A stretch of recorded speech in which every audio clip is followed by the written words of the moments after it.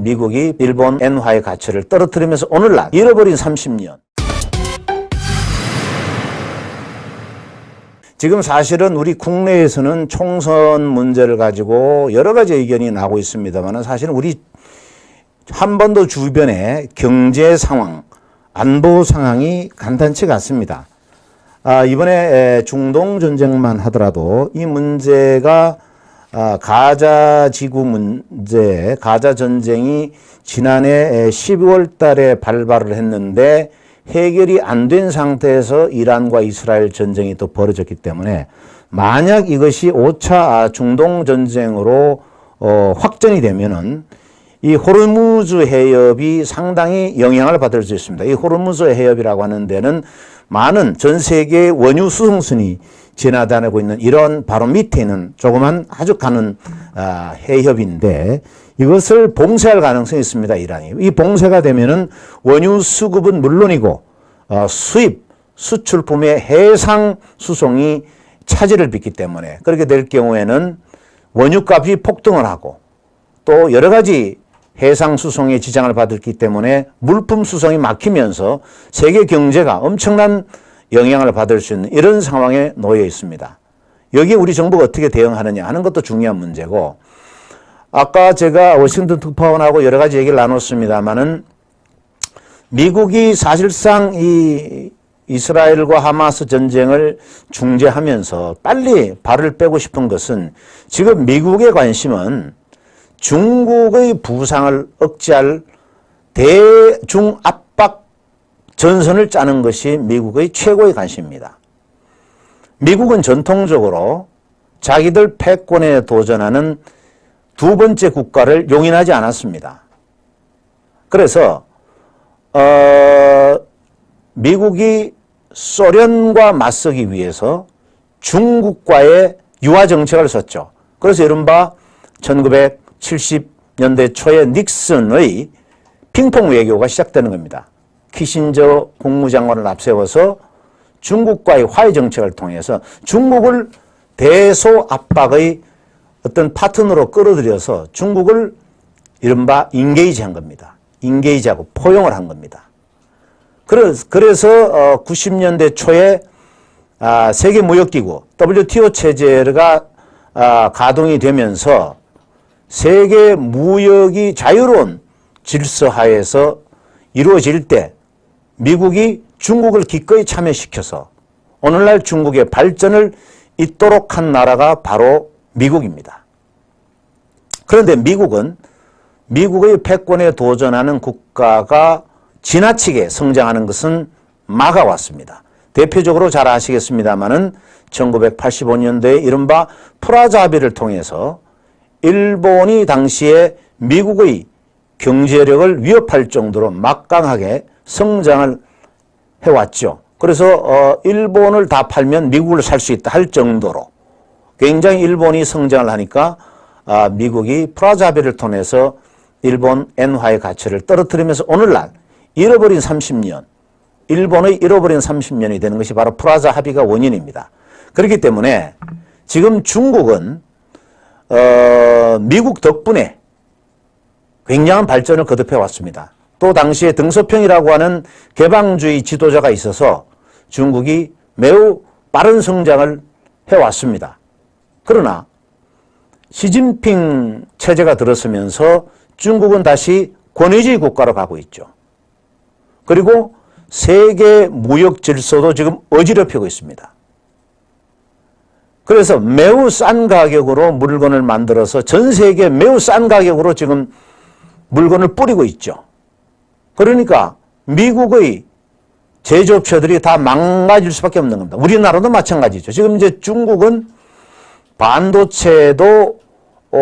반도체에서 우리나라라든지 대만이라든지 일본이라든지 미국 이런 나라들과 아직까지 경쟁이 안 돼서 그렇지 다른 분야는 거의 중국이 따라잡았습니다. 특히 2차 전지, 전기차 이런 분야는 지금 중국이 엄청나게 싼 가격으로 생산을 해서 전 세계 공급망을 교란하고 있습니다. 그 다음에 요즘 중국의 알리라든지 테무라든지 하는 그럼 온라인 플랫폼을 통해서 말도 안 되는 가격으로 싼 공산품이 쏟아져 나오고 있기 때문에 지금 중국의 엄청난 제조력은 전 세계의 공급망을 교란시키고 붕괴시키고 있습니다. 그렇기 때문에 미국이 더 이상 중국이 전 세계 경제, 특히 미국의 제조 기반을 무너뜨리는 것은 막아야 되겠다고 하는 측면에서 상당히 이제 중국을 견제하기 시작하는 것이고, 경제적으로 이미 관세를 부과한다든지 해서 많은 압박을 하고 있죠. 그리고 이번에 이제 군사적으로 중국을 포위하는 그런 전략을 짜는데 이번에 일본, 필리핀을 끌어들였다는 게 중요한 겁니다. 미국은 이제 동아시아의 여러 가지의 관리를 일본에 맡길 가능성도 배제할 수가 없습니다. 미국이 과거처럼 혼자서 전 세계의 국가의 분쟁에 개입하고 관리하는 것이 매우 버겁다라고 하는 것이 이미 드러났기 때문에, 특히 트럼프 대통령이 된다면은 이 미국의 고립주의 정책은 더 할 것입니다. 그렇게 될 경우에는 동아시아의 여러 가지 안보의 키 국가를 어디로 할 것이냐 하는 것은 미국은 일본에다 그 힘을 줄 것이라고 하는 것이 대체적인 전망입니다. 지금 일본은 이미 트럼프 대통령이 당선될 가능성을 대비해서 일본의 전 총리가, 스가 총리인가요? 전 총리가 이미 미국을 방문해서 트럼프 진영과 접촉을 하고 있습니다. 지난번에 트럼프 대통령이 당선됐을 때 아베 총리가 제일 먼저 트럼프 대통령을 방문해서 당선자 시절에 트럼프 대통령을 만나서 미일 협력을 논의했던 아주 실용적인 외교를 하는 나라입니다. 그래서 지금 미국은 일본과의 군사협력을 통해서 중국을 견제하는 데 활용하겠다 하는 그런 생각을 가지고 있고요. 그게 이번에 등장한 나라가 또 필리핀입니다. 필리핀은 과거에는 미국, 그러니까 지금 대통령 마르코스 주니어가 당선되기 이전의 대통령은 미국하고 갈등 관계였죠. 그러나 마르코스 대통령, 오랫동안 필리핀을 지배했던 마르코스 대통령의 아들 마르코스 주니어가 이번에 필리핀 대통령으로 선출되면서 다시 친미 국가로 바뀌었습니다. 그래서 과거에 미국에서 군사기지가 필리핀에 있는 군사기지가 철수했죠. 그런데 그 군사기지를 다시 미군 기지를 들여온다 하는 그런 얘기가 있을 정도로 지금 필리핀과 미국의 관계도 밀착되고 있는 상황입니다. 다행히 우리나라는 윤석열 대통령이 취임하고 난 이후에 한일 관계를 복원하고 또 한미일 군사협력을 강화함으로써 지금 우리나라는 한미일 안보협력 속에서 튼튼한 대한민국의 국방과 안보를 다지는 기반을 마련을 했습니다마는 한 가지 고민이 바로 대중 포위 전략에 한국이 어느 정도 역할을 하느냐 하는 것이 남아 있습니다.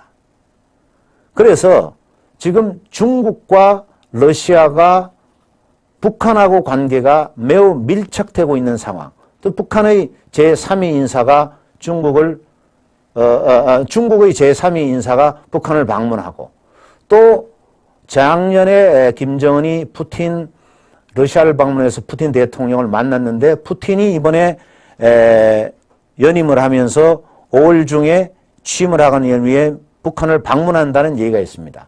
지금 북중러의 또 밀착 관계가 재빠르게 형성되고 있습니다. 북한과 러시아는 이미 무기를 주고받았죠. 무기를 주고 북한에 탄약을 주고 러시아는 북한에다가 미사일이나 핵 관련 기술을 넘겨줬다라고 하는 전망이 있습니다.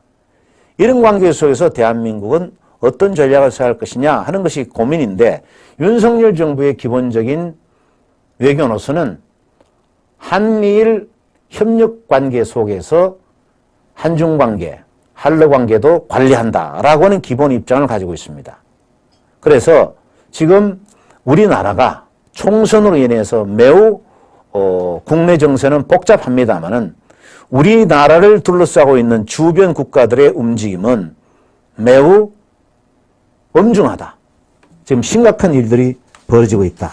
이런 관점에서 우리 국민들께서 국내 정치에만 너무 관심을 갖지 마시고 한반도 주변을 둘러싼 여러 가지 국제 정세, 또 주변 국가들의 움직임에 대해서도 관심을 가져주시기를 당부드립니다.